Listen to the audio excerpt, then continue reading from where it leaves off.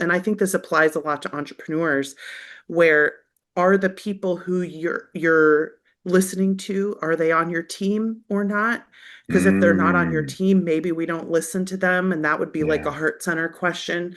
And then head center questions would be if I'm overly head centered, there are things that I can learn from my heart and gut that I can't learn from numbers and facts and statistics. Okay.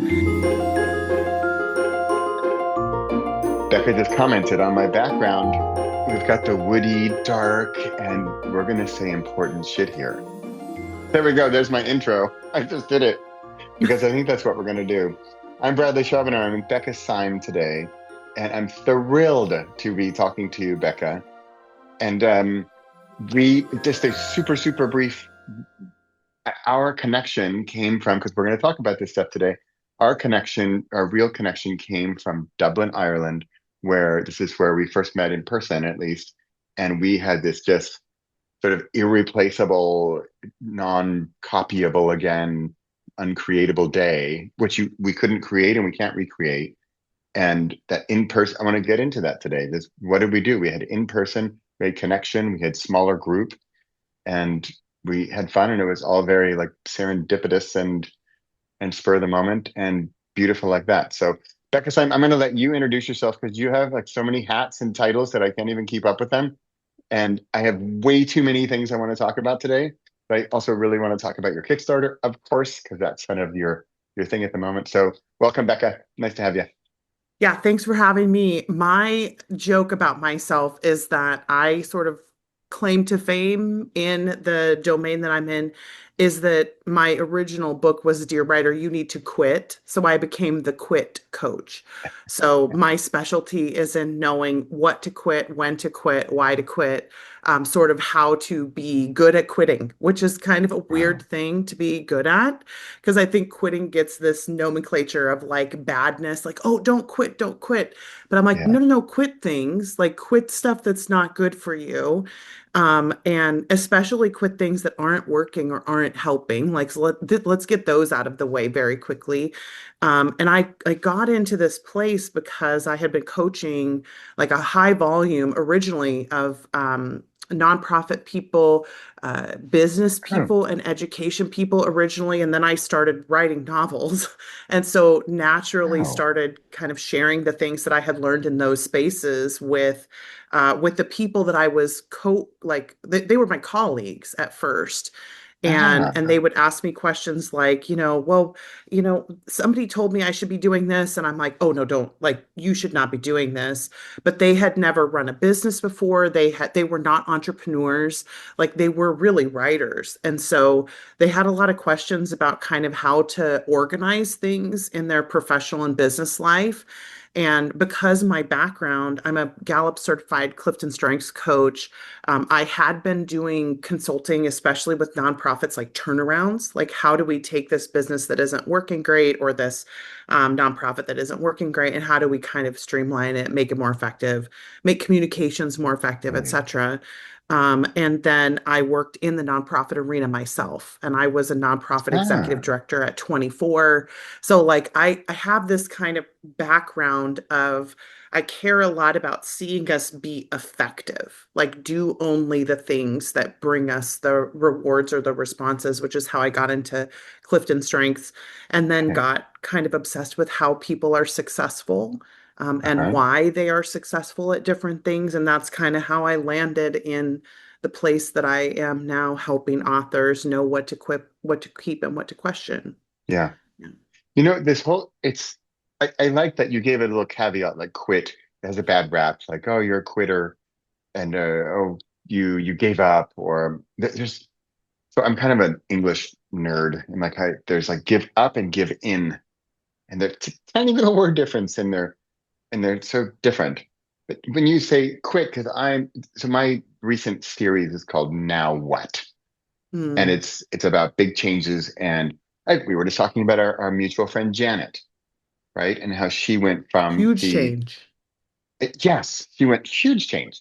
She went from the Pacific Northwest, sold her house, moving out of the US and goes to Mexico City. And for me, we're talking about decision making and stuff and what to quit. And so in a weird way, also like in French, I think is it quitter? Is it, and it's to leave, like to quit is to leave something and to use that same verb. And so Yeah. you leave behind, but that doesn't mean like I'm some very visual person and I sort of see things. So I can see Janet with her, I don't know, you could say baggage, which has all kinds of connotations, right? She's got her baggage. And and does she have to leave stuff behind? Does she have to quitter? Does she have to leave some things behind to sort of arrive in that new place, sort of as that new person? So I love that you use this whole quit, and it's my French influence where I get to this leave behind element. But I it's one of those things that's just so, I was going to say obvious, but clearly if it's obvious, then I would have thought of it. We all would have thought of it because I think, oh, the next new thing, I kind of think I'm going to add on to the existing Right. existence, and I'm going to add this new thing. Now we're adding Mexico City, but we just added Mexico. Well, you can't have Mexico City and Pacific Northwest.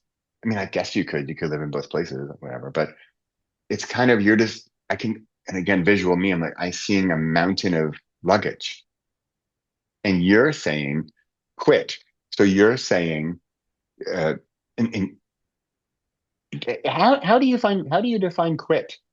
How do Yeah. you quit? Yeah. How For do you decide me, what to quit? I actually like the quitte, like the French word in the Yeah. terms of like to leave.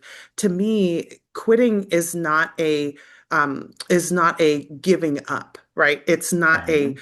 oh, I can't do this. This is it's like no, you've taken on too much. Especially in Okay. the Okay. world that we live in, we get assaulted with so many things that we should be quote unquote should be doing and when people are told something, they're often told it with a lot of certainty, right? Like you watch a podcast and someone says, well, you should be using the Pomodoro method.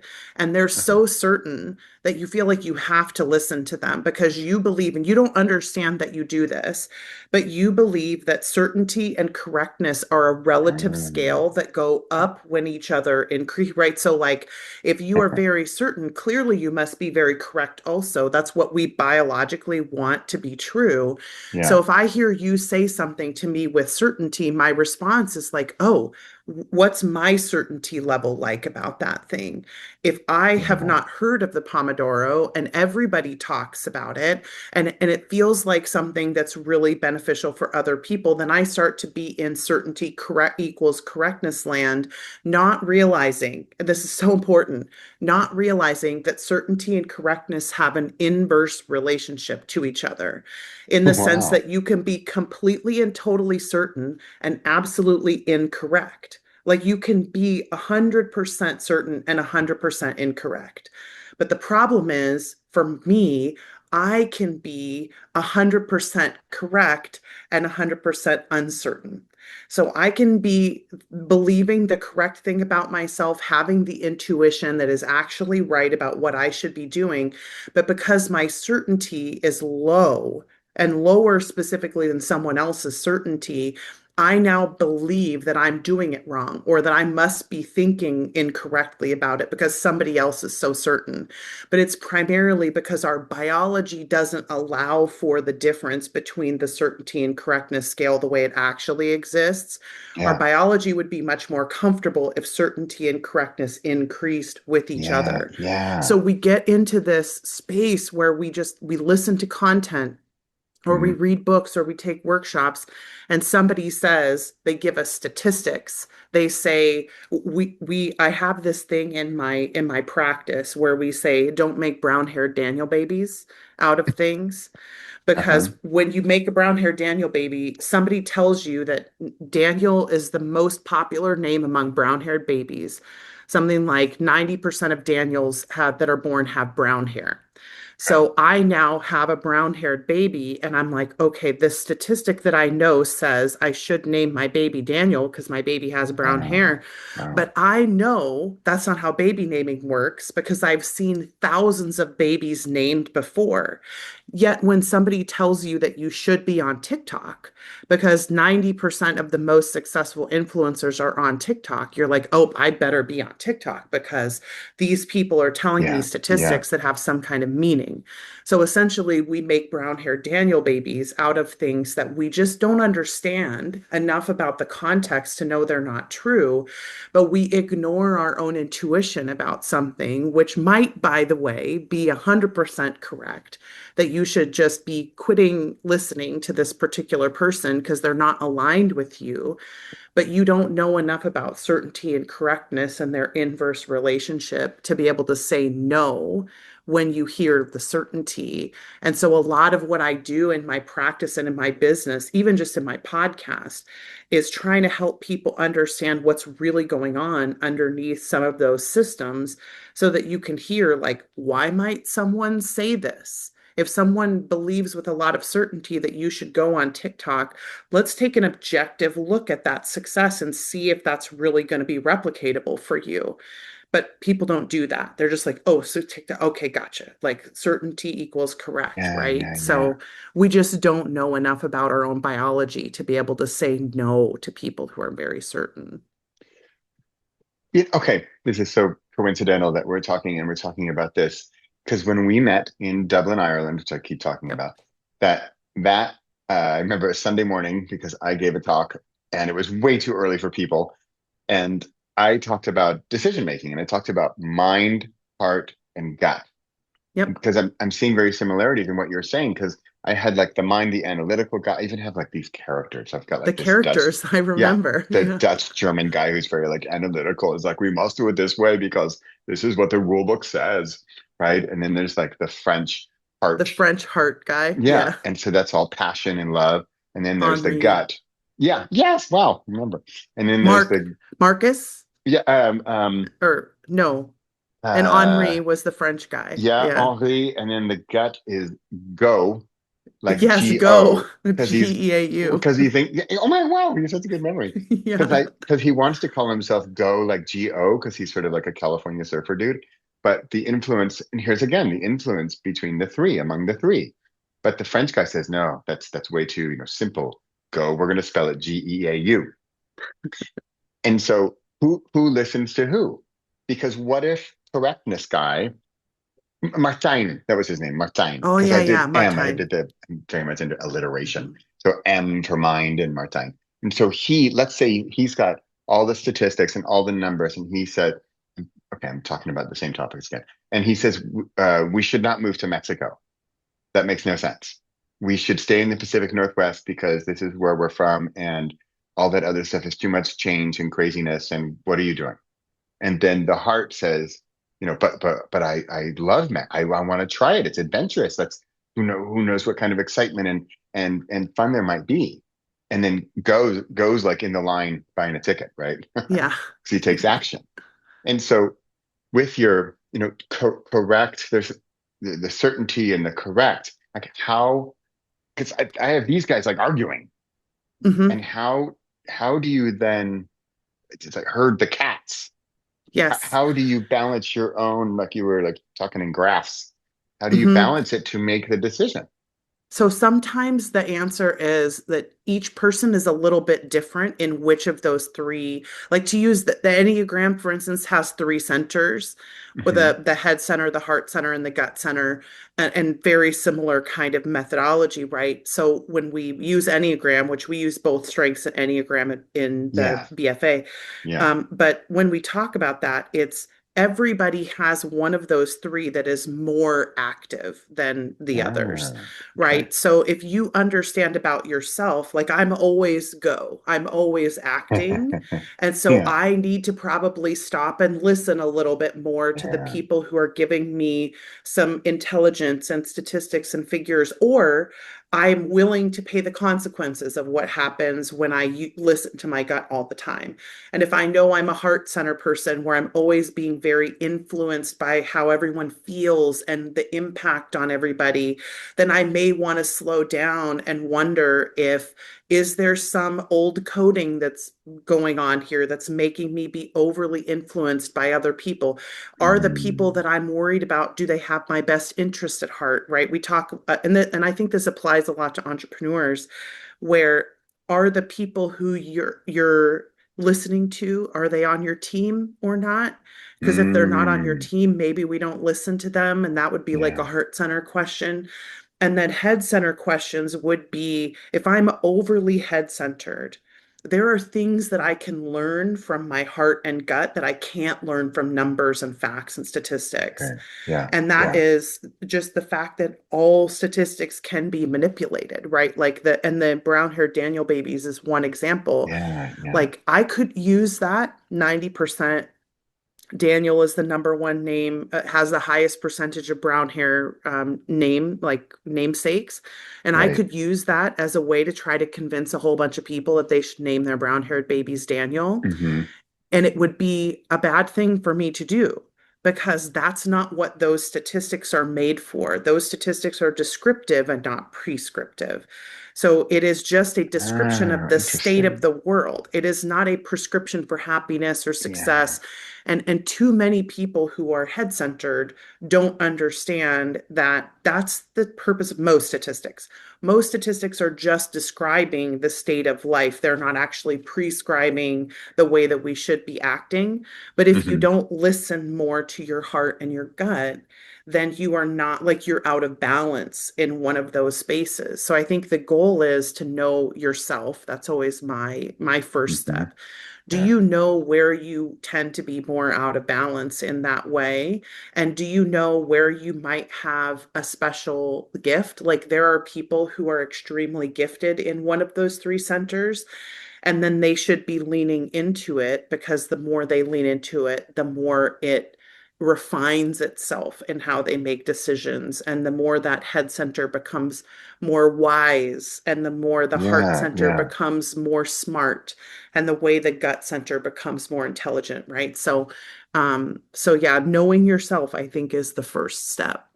Okay. So I'm with you on the go, on the gut. I'm also Yeah. this. Let's just do it. Let's just go. Take Yes. Your number one activator. act. Yeah, I Yeah. was Number gonna one say you're activator. number one activator. Yeah. Yeah. Like let's just go. Let's just do it and we'll see what happens. Yeah. Right. Let's just go to Mexico and we'll figure it out later. Yep. So how so you say know thyself. Yep. And okay, so let's say I know my gut is the main decision maker, but what if my gut gets me in trouble sometimes? Like it's like, Yeah. oh man, I moved to Mexico and like I don't have a job. I didn't even look at the visa situation. I need to get a visa, whatever. I didn't Yeah. listen to the head as much. So if you know yourself, do you learn then, okay, go, calm down. I know you really want to go to Mexico, but we need to listen to the rationale element here. So is that just part of knowing yourself, is knowing sort of who makes the Yeah. decisions Who and makes the hey, this time decisions? chill out. Hmm. Yeah, it's understanding the wisdom of perspective. So when you understand more about yourself, so like just let's take Activator as an example of that like Okay. gut level, right? Body level action decision making. So when you are driven highly by that, one of the upsides is you're also usually better at dealing with whatever the fallout is, right? So you have this like desire to I push see. yourself I see. hard, but you Okay. also have increased your skills a lot in failing, in being Hmm. willing to take a chance on things, and Yes. being risk averse does not mean that you are always smarter. Sometimes people who are very risky can be smarter because have learned from a lot of failure in the past, and they know what's a Uh, real risk and what isn't, right? So you have assets as that number one activator that could make you really intelligent about when to listen automatically and when to sort of check and stop and say, hang on a second, is this really what we are willing to pay the consequences of? So the move is a great example, or starting a yeah. business, or Yeah. doing a brand new like supply chain or something in the current business that you have is a great example where it might be really fun and exciting to take the step and make the change, but are you willing to pay the consequences of what Yeah. happens if you're Yeah. wrong? And it's Yeah. not a bad thing to ask that question, because if the answer is yes, you're still going to do it. And if the answer is no, like, no, it would be better for me. Like, I'm having, let's say I'm growing my YouTube channel and I Yeah. just hit 100,000 people on my YouTube channel. You know, I'm not even, hypothetical. I'm not even making this up. It's just hypothetical. But let's say that I did that and then I wake up tomorrow as a number one activator and I hear about this new video platform that is brand new and is super Yeah. cool. And as an Yeah. activator, my very easiest thing is starting new Starting. things. It's Yep. hard for me to maintain momentum on Yep. something, especially the middle and the end of a project, right? Yep. So then I could do two things. Yep. Yep. This is how activators are. And Yeah. knowing yourself is really important. Okay. So if you're having a lot of success at something, and you're hitting the middle where it's now going to start to get really hard to continue, right? It's not going to be the fun activator part Yeah. anymore. Yeah. Could you start a brand new channel and get to a place where you are currently? Of course you could. Anything Mhm. could happen. But if you have plans for this asset that you have built and you want to take advantage of it, it is worth pausing when you have that initial activation desire and saying, am I willing to deal with the consequences of losing this momentum that I have built? Mm. And is it possible that this is just my activator needing to do something different? And can I apply that same activator energy to this YouTube channel? Could I start a new series? Could I I bring see. on, I see. start a new format, Yeah. do Yeah. something Yeah. slightly different, reinvent myself? Could I ideate, and I know you have ideation as well, like could I ideate into something that's even more fun in what I'm currently doing? Or have I grown too big enough? Like, is this big enough for Hmm. me to just let rest now? And I really do need to start something new. And there is no correct answer, by the way. Yeah. For some people, the answer is, yeah, I'm going to start the new thing. And for some people, it's not. But I think it's worth understanding about yourself what the tendency of people who are wired like you is, so that you understand whether you should listen to that instinct or not. It's just a wisdom, right, about how to utilize your biggest gifts. Activator is amazing, but it can Yeah. also work against you. Yeah. Like Absolutely. in CliftonStrengths, our biggest strengths, they're ranked 1 to 34 of all the things that humans are great at. You have a top 5. Bradley's number 1 is activator. An activator can be an amazing gift. We say it can either power the city or it can blow it up, right? Like it's both directions. So, activator can help you start something incredible and give you a lot of momentum, but Uh-huh. it can also be frustrating in the middle and end. And we have a lot of activators who really struggle to kind of find that new beginning energy throughout the course of their whole career. And Yeah. they end up having to parse between, is it more important for me to feel engaged and interested and energized at all times? Or is it more important for me to take advantage of this thing that I built? And there is no correct answer. Yeah. Every single person's answer is different to that decision. You know what was really fun? So I know, I hit 100,000 last week. And Yeah. when I got the email, so exciting. And it's so funny that I mean, of course, activators, of course, this stuff, Becca. Damn it, Yeah. Becca. But Yes. right. Because one of my instincts was, okay, done. That was Yes. fun. Now what? Yes. Maybe I Now should bake what? croissants. That's what I should Yeah. do. I'm going to Yeah. start a croissant shop. That'd be a great idea. But Yes. however, so in the email from YouTube that says like, congratulations on your 100,000, they don't say, of course, like, bye bye, that was fun. You're done. Yay, see ya. Yep. No, they say, I'm like a little silver star. And then there's this golden, there's this platinum, then there's, I think it's even called like red platinum or something. And it's like 100,000, million, 10 million, 100 million. And Yep. so my little poor activator gut brain is like, ooh, new goal, new shiny goal, million, million, go after that.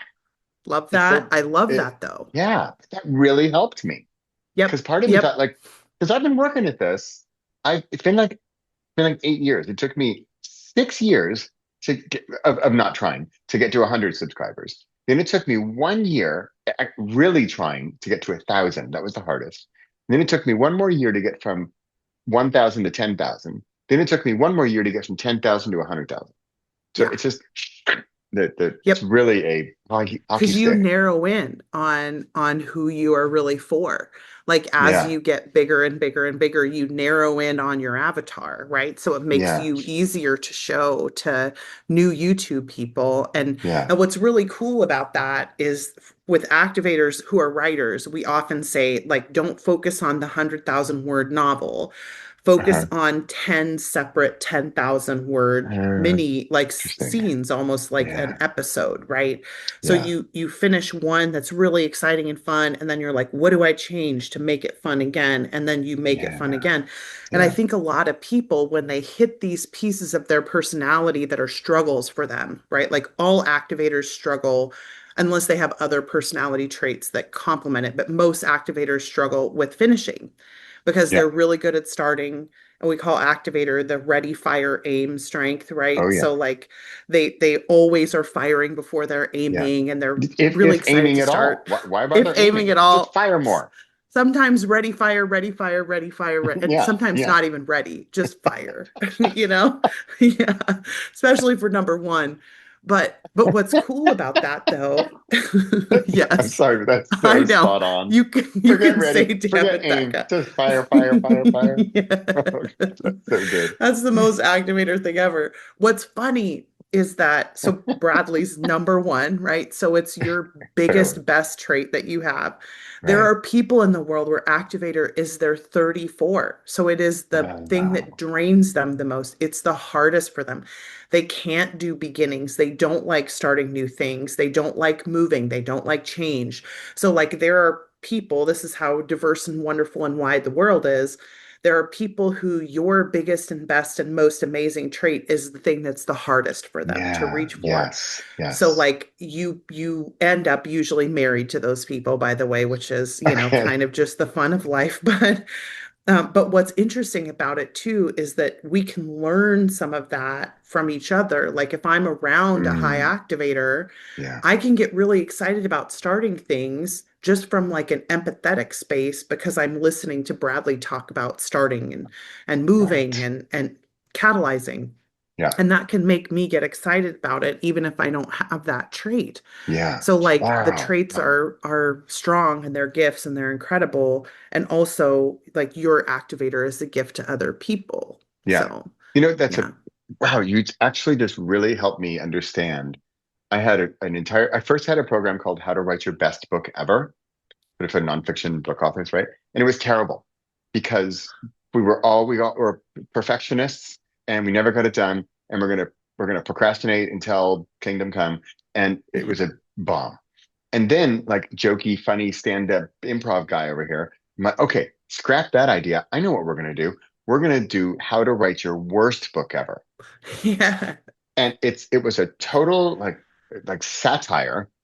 And I'm honestly, I want you to actually write a terrible book. It's going to be super Yeah. short. We're going to use like Comic Sans, font on the front, right? It's going to be the cover needs to be bad, like award-winning bad. And then I want you to have like Jack and Jill went up the hill and Jack left her, whatever, right? That's the whole story. And I really wanted you to finish because just like you're saying, activator start, start, start, never finish. And so because I would have people in the program and they say, "Oh, Bradley, you got me. I understand what you're doing here, and you got me to start. Good for you. You won." I'm like, no, no, no, we're not. You actually need to finish. Like you haven't finished your cover. You need a subtitle and you need an epilogue or whatever. And I would have them write these terrible books, and then finally at the end they'd be like, "Okay, now I really get it because I accomplished this thing." I finished this thing I started. It's terrible. And by the way, I had had some dialogue for them to help them. I said, okay, when you're at the cocktail party and someone says, "Oh, I heard you're writing a book. How how is your book?" And you say, "It's terrible." And they say, "What? Excuse me?" No, it's so bad. What do you mean your book's bad? Well, let me tell you. And then you have a dialogue right there. And the people they would tell me, they'd be like, "Oh my God, you've given me confidence to finish this thing And then not only, so I've noticed your Golden Gate Bridge, right? So I lived 17 years in San Francisco, which is very close to Silicon Valley. The company I used to work for, we used to work with a lot of Silicon Valley startups. And Silicon Valley, their motto, or at least my motto for them, is fail fast, fail often. Yep. And I truly believe in it. And this must be activator in me. Go fail and then fail fast. Because if you're going to procrastinate and perfectionist on your failure, well, you're not going to finish it. Fail fast, fail often. So finish that failure, get over it, learn from the experience, because I also believe we're going to learn more from failure than from success. And so this Yep. worst book ever program, I had people, they came back to the program and I asked them, I said, I'm like, you've already been in the program. What do you mean you want to do it again? They're like, no, no, no. It's fun. I'm like, oh, Yeah. oh. And I finished this thing and it's terrible. And we laugh a lot. And I joke Yep. with myself and I joke about failing and I learn. I thought, I'm like, yeah, I know. I do this every day. They're like, no, no, no. I'm sorry, mister, but not everybody does this every day. This is a big hurdle for me to overcome because I'm a perfectionist or because I'm a whatever, or I'm a different with this or that. So Yeah. thank you for that because that really helps me understand and also helps me understand why a lot of people were not on board. Like, Yeah. They can't worst do book it. ever. Are you kidding? I'm gonna, Hmm. wait a minute. I'm gonna invest time, money, and energy into your stupid program where I'm gonna write this bad thing that I'm gonna throw in the garbage. What a total waste of time is that? Yeah, That but was people like the don't majority of people. understand. Yeah, people don't understand how much we need to learn how to lower the stakes.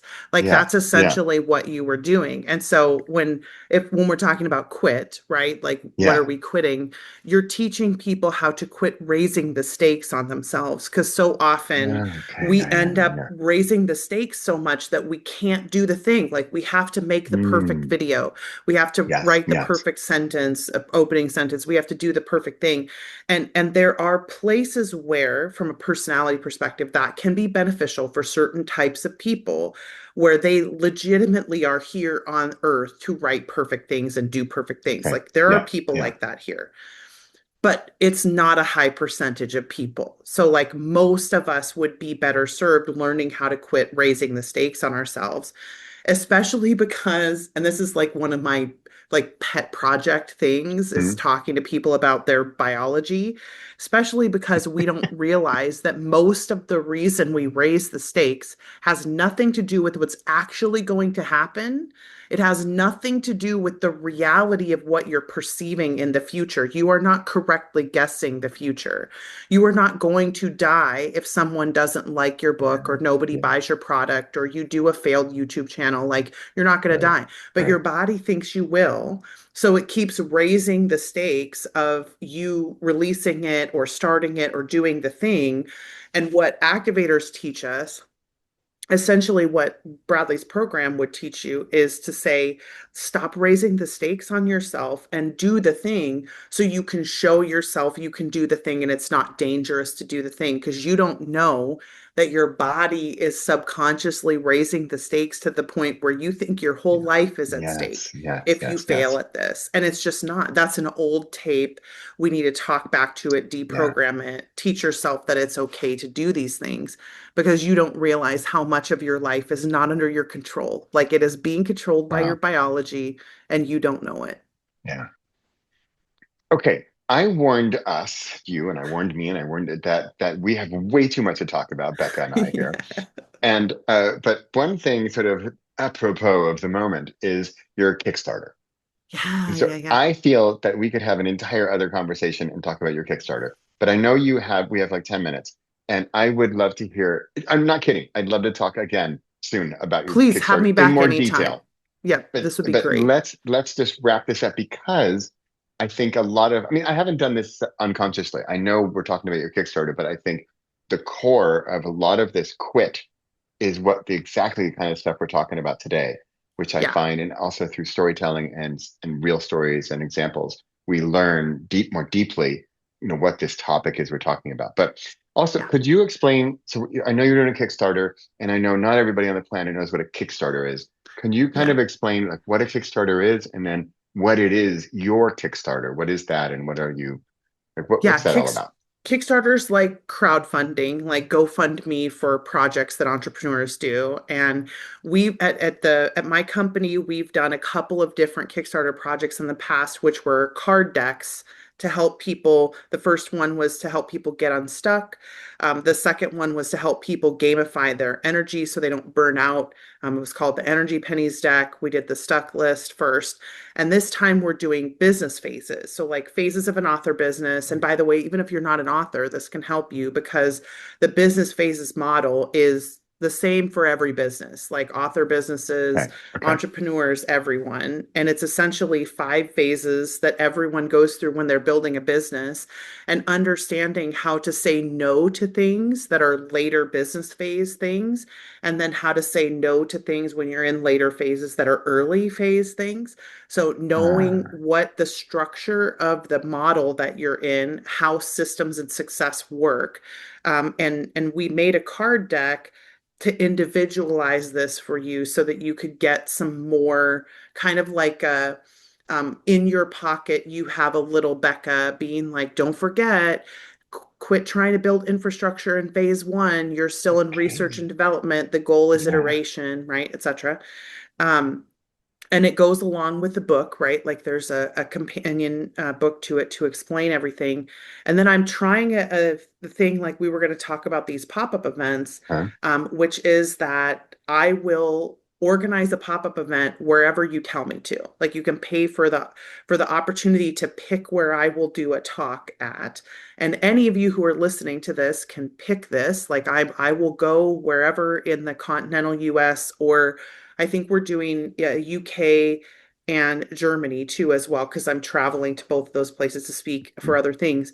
And we'll organize with your calendar when I'm going to be there, and we'll make sure that you can make it, and you'll get to do dinner with me, like a coaching session, sort of.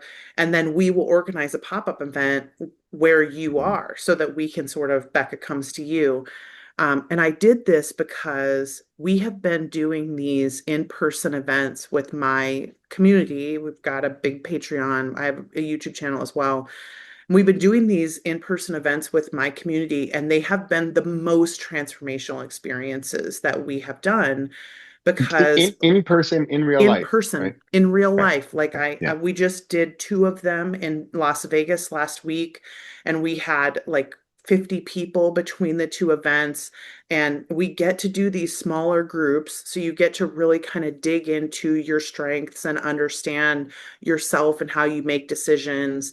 But it gives you a chance to both talk to other people who are in similar places to you, Yeah. and then also to dig into this idea of being really gifted at something, and what does it look like to be number 1 activator, number 1 input, number 1 Yeah. strategic, number 1 empathy, like what do all number 1 achiever, what do these things look like?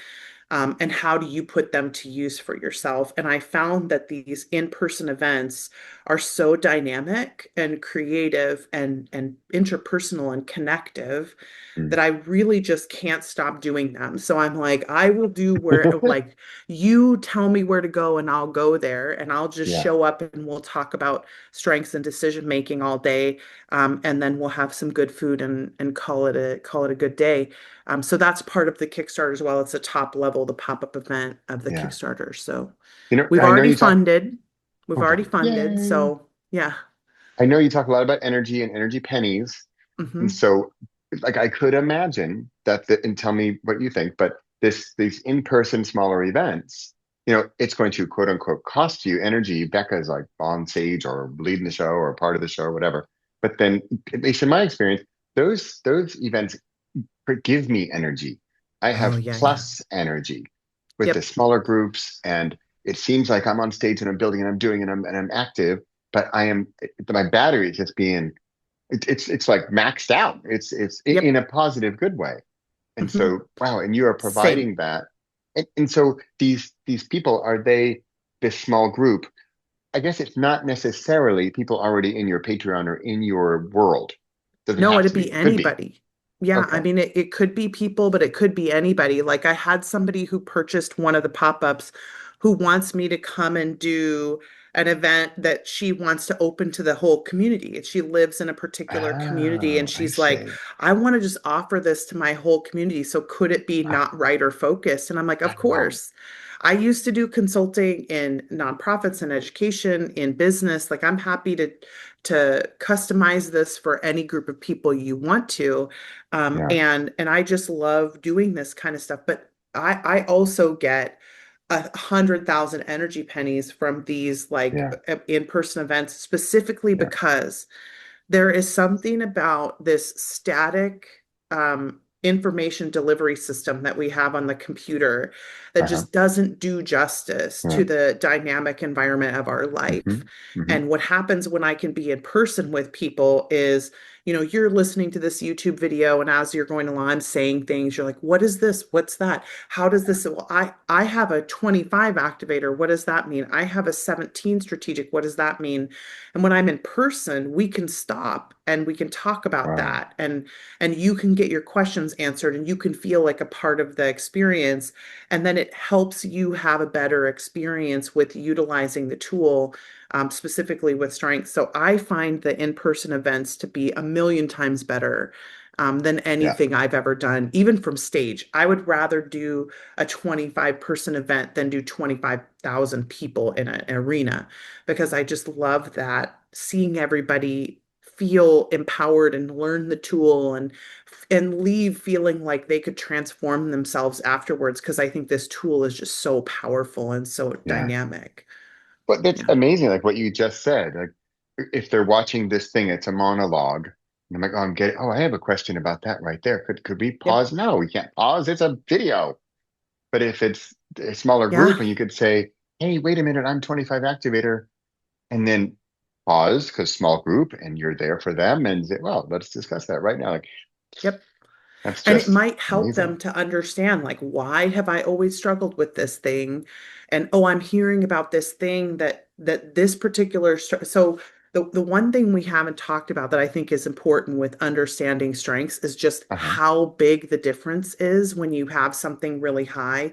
So when Dr. Clifton was first doing the research, he did this experiment with speed readers where he took two groups of speed readers through the same class and neither had had any training before, but he grouped them together according to where their natural capacity was, right? If you could read 90 words a minute ish, you went into this group.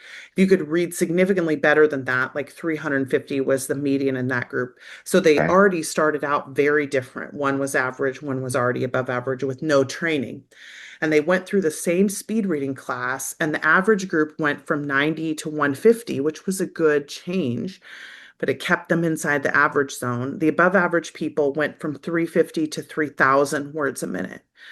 Yeah, like the increase was so significant. And I wish if people could understand No. how much this plays a role in every minute of your life. Like when you are conflicting with someone, it's almost always I can look at your strengths and their strengths and be like, oh, yeah, you're a number one strategic and they're 27 strategic. So they don't understand what you're Yeah. saying. Yeah. Here's how to change your language so that they will now understand what you're saying because we just can't communicate with each other at Yeah. that Yeah. level. But those talents are so innate and so instinctive that it's almost like it feels like just common sense for us to act that way, but our common sense is not the same as everyone else's common sense. So we end up with this like, this doesn't compute for me, and it's because there's a translation error. So a lot of what I want to do with strengths is try to help people understand, like, no, this is already in you. This is a way in which you are supremely talented in a way that other people aren't. And then we are having all kinds of experiences in life Yeah. because of that difference. And then being able to talk to people in person helps that to land and gives them more tools. And anyway, I could clearly Wow. talk about this for like Okay. years, but Okay. yeah, You just led me perfectly right there because you said I could good. clearly talk about this for years. Here's what I want Yes, to do I will come back. because we're out of time. Let's so one thing I found about YouTube recently that is super fun are polls or surveys, right? So Ah, I would love to do, and they work really well. So I want to do a quick poll, and either you can tell me right now if you have this a weird number four, but there's four ideas. Do you have four ideas? What we could do? that you and I talk about again. Like, I want to have Becca on again. And what would you, dear listener, like to hear from Becca? We could talk Clifton strengths. We could Yep. talk quitting. We Yep. could talk, what else you got? What do you think? We could talk about energy pennies and energy Ooh, management. energy pennies, energy We management. could talk about business decisions for entrepreneurs. Ooh, okay. That's already Okay, four. That's already good. that's All right. four. Well, that's clearly, you know what I think we should do? I think we should just have All four four more. of them. All four of I, them. I am happy to come back 4 times, Bradley. This was a Okay. blast. This was awesome, Becca. It was Yeah, fantastic having you. Super fun. And except that you nailed me on my activator. I'm like, I what, know. ready, aim, fire? Nope, just fire. Just fire. I love it. Just I love fire. it. Just fire. Thanks. Yeah. Thanks, Becca. This is great. Yeah. And we'll talk super Thank soon. you. And clearly we have more podcasts to do. So we'll see you soon. Bye.